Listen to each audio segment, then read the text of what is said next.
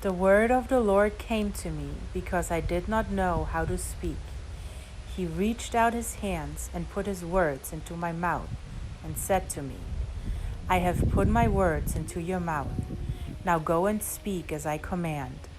Do not be afraid, for I am with you and I will rescue you. The word of the Lord came to me.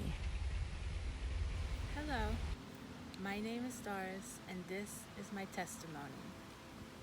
I grew up Catholic, and in the church, I never knew a life without God, but I also never knew the loving and living God and that personal relationship with Jesus the way I do now. During my childhood, I experienced over 15 years of childhood sexual abuse while growing up and several other traumas and forms of abuse. The effects of my trauma and abuse carried on long after the actual abuse stopped, and it left me with a very warped sense of understanding of love and life itself.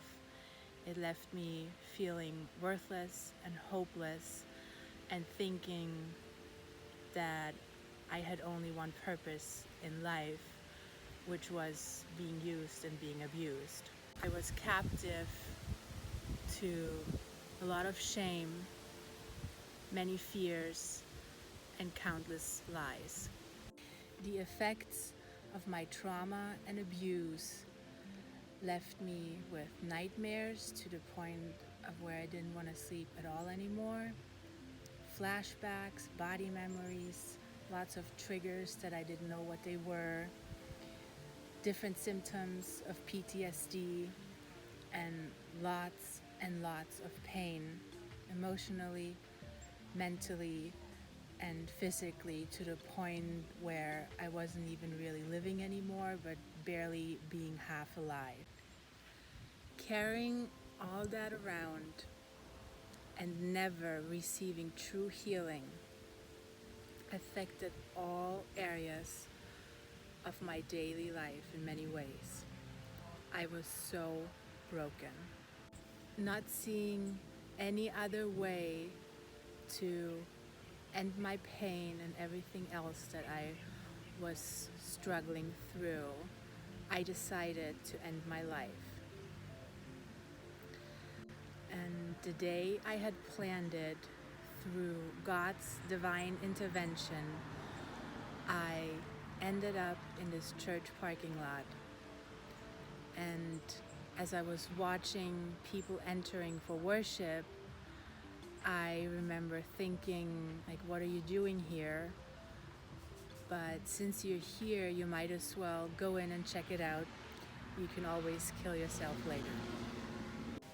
During worship that day, two courageous women, Kaylee and Nikki, announced to their congregation the very first Journey to Heal group in New York, which offers healing through Jesus to survivors of childhood sexual abuse. After service, Nikki came back to me and she shared some very brief words of hope with me, and we exchanged phone numbers. Then I left, and I still went to the place where I had planned to end my life. Except instead of going out onto that bridge and jumping off, something kept me in the car, and there was this spiritual battle going on over my soul. And little did I know that at that very exact time, Nikki was at home praying for me to find the courage to break my silence. Because earlier in church, the Holy Spirit revealed to her that I had been abused, that I was in pain, and that I needed hope. So never underestimate the power of prayer. I'm here to tell you that it saved my life. Very shortly thereafter, we started the Journey to Heal group, and I was led to healing and hope and freedom in Jesus. And God began to transform me inside and out, and I began to learn about my identity and worth, and that it's rooted in Jesus, and I am made new, and that I am not my past. If you feel like that you are at the end of yourself, I am here to tell you there is hope, and his name is Jesus. His power is made greatest in our weakness, and what the enemy intends for harm, God will always use for good. Today, I am a Journey to Heal group leader, and I help others find the healing and freedom and new life that Jesus brought to me. If you are in need of hope and healing, please do not hesitate to reach out to Kaylee or myself. Hope is here, help is here, Jesus is real, and to God be the glory now and forevermore. You hold my every moment.